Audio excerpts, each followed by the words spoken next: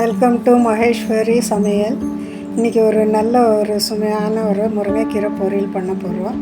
அது எப்படி பண்ணுறதுனாக்கா, இங்கே அதுக்கு தேவையான பொருளுங்கள்லாம் இங்கே எடுத்து வச்சுக்கிறேன், காமிச்சிருக்கிறேன்.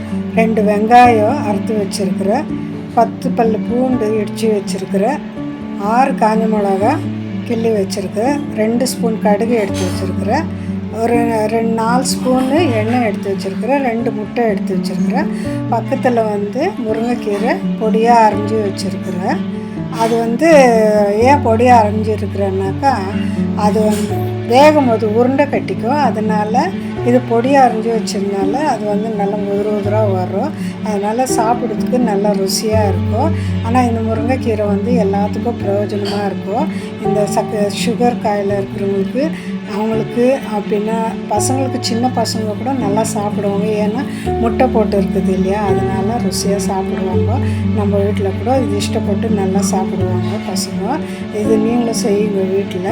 முருங்கைக்கீரை கடையில் கம்மியெல்லாம் கிடைக்கிது. இங்கே கடாய் வச்சு நான் ஒரு 4 ஸ்பூன் எண்ணெய் எடுத்து ஊற்றிடுவேன்.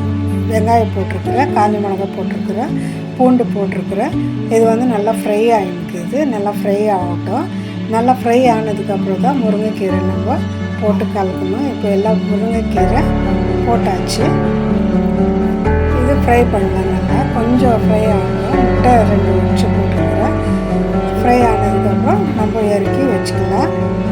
இது நீங்கள் செஞ்சு பாருங்கள், நல்லாயிருக்கும், டேஸ்ட்டாக இருக்கும்.